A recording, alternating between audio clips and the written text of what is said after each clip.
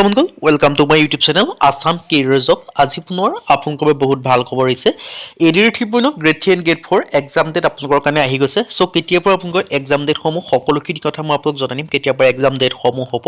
আৰু লগতে আপোনালোকে কেনেদৰে সিলেকশন সমূহ লাভ কৰিব পাৰিব সেইখিনি কথাও জনাই দিয়াব সো ভিডিওটো আপোনালোকে শেষলৈকে চাব সো আপোনালোকৰ কাৰণে ডাঙৰ বিগ অপৰচুনিটি আহি গ'ল এডিআৰ 3.0 এক্সাম ডেট সমূহ আপোনালোকৰ কাৰণে আহি গৈছে সো যদি ভিডিওটো ভাল পায় ভিডিও লাইক এটা কৰিব পাৰে লগতে চেনেল সাবস্ক্ৰাইব কৰিব পাৰে এনেকুৱা ভিডিও সমূহ প্ৰতিদিনে পাই থাকিব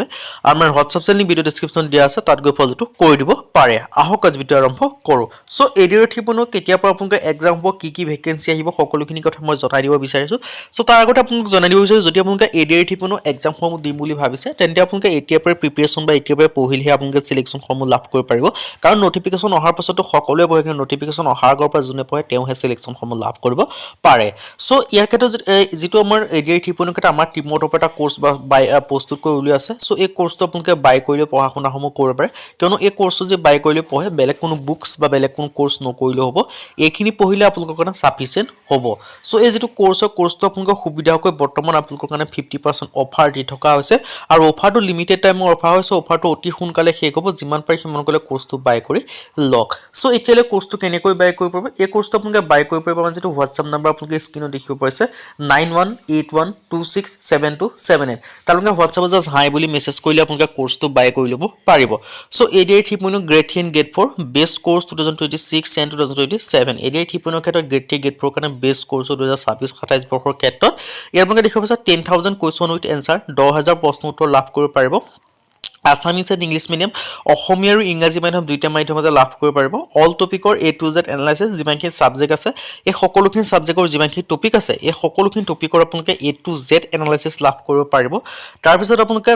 কলুৱে আৰু তাৰ পিছত আপোনালোকে আসামিজ আৰু ইংলিছ মিডিয়াম দুইটা মিডিয়ামতে লাভ কৰিব পাৰিব আৰু যিমানখিনি সাবজেক্ট আছে ফৰ এক্সাম্পল কি সাবজেক্ট লাভ কৰিব পাৰিব সোশ্যাল ষ্টাডি হওক সোশ্যাল ষ্টাডি হিষ্ট্ৰি হওক পলিটি হওক ইকোনমি হওক জিওগ্ৰাফি হওক আসাম যেটা লাভ কৰিব পাৰিব লগতে ইণ্ডিয়া ৰিলেটেড পাব ওয়াৰ্ল্ড ৰিলেটেড পাব হেতা আপোনালোকে ৰিজনিং পাব জিকে পাব নাপা আপোনালোকে ম্যাথছ পাব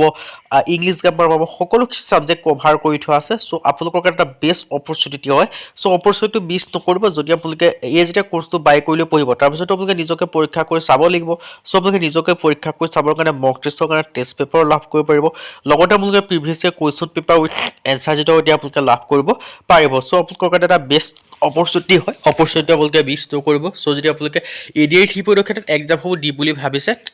তেন্তে আপোনালোকৰ এইটোৱে বেষ্ট সময় হয় সো আপোনালোকে সিলেকশন হ'ব লাভ কৰিবৰ কাৰণে আমাৰ যেটো কোৰ্সটো যে বাই কৰিলে পঢ়ে আপোনালোকে নিশ্চয় সিলেকশন হ'ব লাভ কৰিব পাৰিব বেলেগ কোনো বুকস বা বেলেগ কোনো কোৰ্স নকৰিলেও হ'ব সো এটা বেষ্ট অপৰচুনিটি আপোনালোকৰ কাৰণে মুকলি কৰি দিয়া হৈছে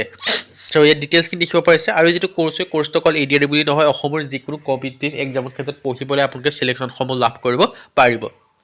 সো 100% সিলেকশন ওৰিয়েন্টেড কোৰ্স হয় সো এতিয়ালৈ মেইন ভিডিওলৈ মই আপোনালোকক জনাইছিল যে এডিআৰ 3.0 এক্সাম ডেট সমূহ আহি গৈছে সো কেতিয়া পৰা এক্সাম সমূহ হ'ব সেই সকলোখিনি কথা মই জনাই আছো আপোনালোকৰ এপ্লাই কেতিয়া হ'ব এক্সাম ডেট কেতিয়া হ'ব বা কেনেকৈ আপোনালোকে সিলেকশন সমূহ লাভ কৰিব পাৰিব সো সকলোখিনি কথা মই আপোনালোকক জনাই দিয়া হ'ব সো ভিডিওটো আপোনালোকে শেষলৈকে চাব তেতিয়া আপোনালোকে সকলোখিনি কথা গম পাব পাৰিব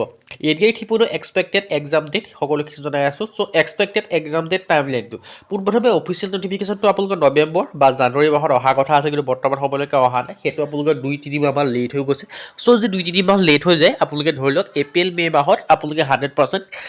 এডিআৰ 3.0 নটিফিকেশন সমূহ দেখিবলৈ পাব বাকি তাৰ পিছত exam date July to September মাহৰ ভিতৰত হৈ যাব জুলাই আগষ্ট সেপ্টেম্বৰ তিনি মাহৰ ভিতৰত আপোনালোকে এক্সাম ডেট সমূহ দেখিবলৈ পাব আৰু বাকি যেটো exact date will be announce officially exact date কৰা কিন্তু এক্সপেক্টেড হয় আপোনালোকে জুলাই ডিসেম্বৰ বুলি ভাবিবলৈ আপোনালোকে পঢ়িব লাগিব সো সেই হিচাপত যদি পঢ়ে তেতিয়া আপোনালোকে সিলেকশন সমূহ লাভ কৰিব পাৰিব সো ইয়াৰ ক্ষেত্ৰত জুলাই সেপ্টেম্বৰ বুলি ভাবিলে আপোনালোকে পঢ়া শুনা সমূহ কৰিব লাগিব জুলাই আৰু সেপ্টেম্বৰ বুলি ভাবিব লাগিব আৰু ইয়াৰ ক্ষেত্ৰত আপোনালোকে ধৰি লওক সেই তেতিয়া যে আপোনালোকৰ এক্সাম হয় তেন্তে আপোনালোকৰ মাত্ৰ 3-4 মাহ সময় আছে সো এই 3-4 মাহ সময়টো মানে হাৰ্ডলি মাজত 3-4 মাহ সময় আছে এই 3-4 মাহ সময়টো আপোনালোকে উপযুক্ত ব্যৱহাৰ কৰিবলৈ উপযুক্ত টাইমটো ইউটিলাইজ কৰিব লাগিব সো উপযুক্ত টাইমটো ইউটিলাইজ কৰিব হলে আপোনালোকে এতিয়াৰ পৰা ভালদৰে পঢ়িব লাগিব সো এতিয়াৰ পৰা ভালদৰে পঢ়িলেহে আপোনালোকে সিলেকশন সমূহ লাভ কৰিব পাৰিব কিন্তু সময় আপোনালোকৰ ৰখি নাথাকে সো এতিয়াৰ পৰা ভালদৰে